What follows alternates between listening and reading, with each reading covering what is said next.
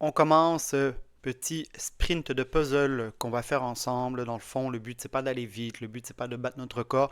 Ce qu'on veut faire, c'est regarder ensemble les différentes stratégies, comment fonctionne aussi ce genre de puzzle-là pour nous aider à progresser, dans le fond, dans les différents éléments. Donc là, on a un trait au blanc.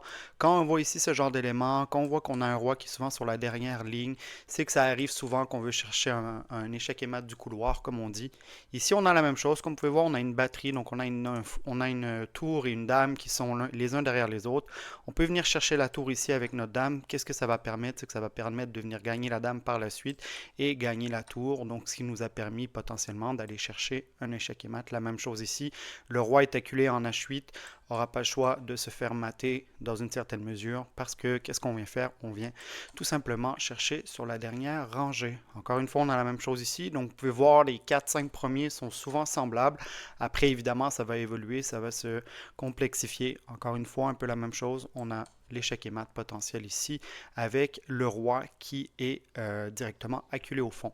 Ici, un peu la même chose. On a un principe avec une batterie dame, tour, concept peut-être un petit peu plus avancé ici. Qu'est-ce qu'on va venir faire en fait? C'est qu'on ne peut pas venir ici évidemment parce que la dame va se faire manger par le roi. Et on ne peut pas aller ici non plus parce qu'il y a la tour qui va simplement venir prendre la dame en prise. Donc qu'est-ce qu'on va faire? On va venir sacrifier la dame sur la dernière rangée pour par la suite venir faire notre échec et mat. Pourquoi? Parce que le roi n'a plus de case échappatoire, comme on dit. Ici, on a un trait au noir. Ce qu'on veut voir ici, regardez, c'est on veut chercher des combinaisons. Donc là, notre dame se fait attaquer, il faut qu'on regarde ça. On a un roi qui est encore au milieu, si je peux dire, et on a certains patterns, si je peux dire, où on peut voir qu'ici, le cavalier attaque certains pions. Qu'est-ce qu'on va venir chercher, évidemment, c'est quelle case va être supportée. Donc, quelle combinaison on peut faire entre la dame et le cavalier. Donc ici, on peut voir que le cavalier vient supporter la dame sur la case F2 pour venir faire l'échec ou l'échec et mat. Là, j'ai pas vu exactement où est-ce qu'on en était. La même chose ici. Je ne vais pas rentrer dans tous les détails de ceci. Je pense que vous avez compris. On voit que la dame est directement alignée avec la tour qui était derrière pour la batterie. Là, ici, on a donc un trait au blanc. Je regarde un peu la même chose, on cherche les combinaisons de pièces en fait. C'est ça l'objectif quand on fait des puzzles. Donc ici, comme vous pouvez voir, on a un beau fou sur une diagonale. On a une dame qui attaque également ce pion en H7 ici.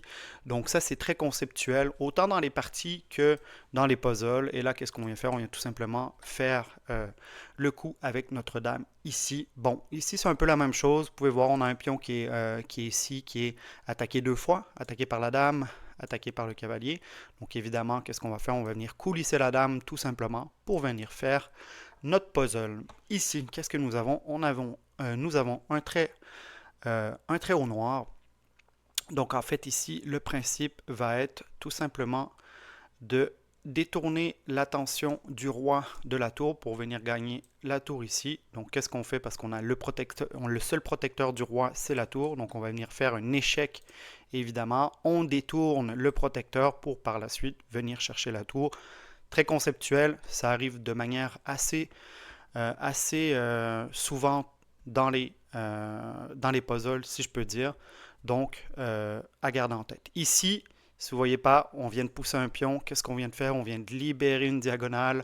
On a la tour qui peut venir prendre un fou en prise ici. On a, si on bouge le cavalier, évidemment, on a une dame qui peut venir s'infiltrer dans la diagonale. Donc, évidemment, ça va être un pattern où la dame vient se mettre sur la diagonale. Et ça, c'est aussi un principe que vous allez apprendre à découvrir ou reconnaître assez souvent. C'est-à-dire qu'ici, on a le pion. Qu'est-ce qu'on vient faire ici comme attaque très forte? On a le cavalier qui vient prendre ce pion en prise.